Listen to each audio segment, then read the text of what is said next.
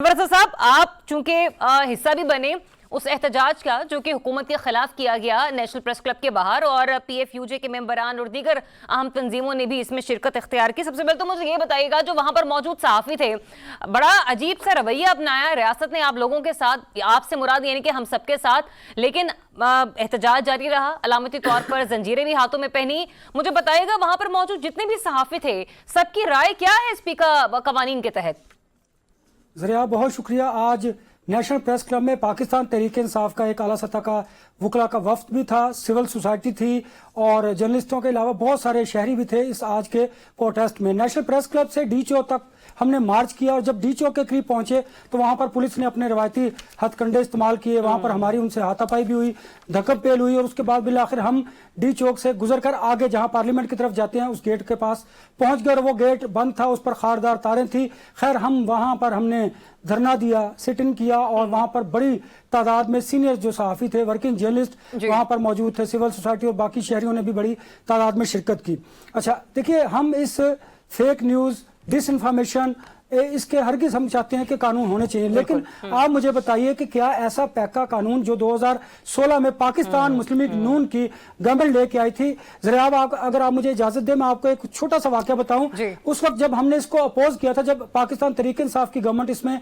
तरमीम लेके आई थी, तो इस्लामाबाद हाई कोर्ट में हम इस कानून के खिलाफ गए तो वहां पर फरतुल्लाह बाबर साहब और मरियम औरंगजेब साहबा अपनी अपनी जमात की जानिब से इस बिल के खिलाफ फरीक बनने के लिए आए। तो वहां पर अतर मिनल्ला साहब जो इस वक्त सुप्रीम कोर्ट के जज हैं, उन्होंने कहा कि आपको उस वक्त पार्लियामान में ऐसे कवानीन, काले कवानीन के खिलाफ नहीं आपको बोलना चाहिए। अब आप यहां पर आ गए हैं, आप इनके खिलाफ खुद ये कानून का इस्तेमाल करते हैं। आज मुझे वो उन्होंने जो कलमात कहे थे वो और इन दोनों सियासी जमातों के किरदार को सामने लाना है, क्योंकि आप देखिए आज पार्लियामान में यही वो दोनों सियासी जमातें मौजूद है और पेका ऑर्डिनेंस को हम पहले दिन से ही तस्लीम नहीं कर रहे, उनमें तरमीम कर रहे हैं। हमने कहा कि अगर आपने कोई कानून लाना है, हम भी चाहते हैं फेक न्यूज ना हो, डिस इन्फॉर्मेशन ना हो, मिस इन्फॉर्मेशन ना हो, लेकिन इसके लिए आपको अगर आप कुछ बताया, जब हुकूमत के कुछ नुमाइंदों से अगर आपकी बातचीत हो सकी हो कि किस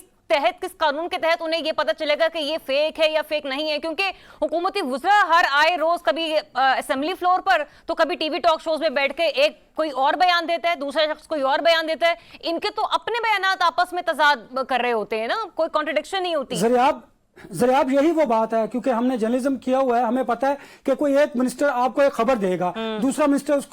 उसको कहेगा कि डिस इन्फॉर्मेशन, मिस इन्फॉर्मेशन है, पकड़े आप जाएंगे, कुर्बानी का बकरा आप बनाएंगे। नेशनल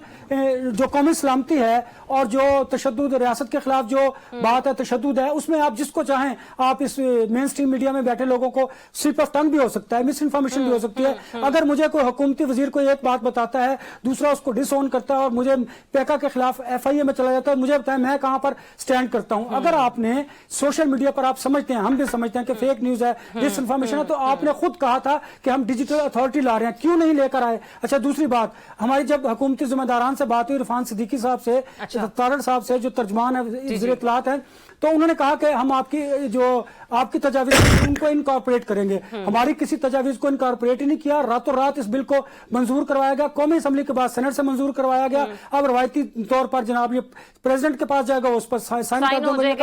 ये बिल्कुल ऐसा ही किया गया जैसे जिस तरीके से 26वीं तरमीम रातों रात पास हो गई थी, वैसे ही उजलत यहां पर भी बढ़ती जा रही है। रिजवान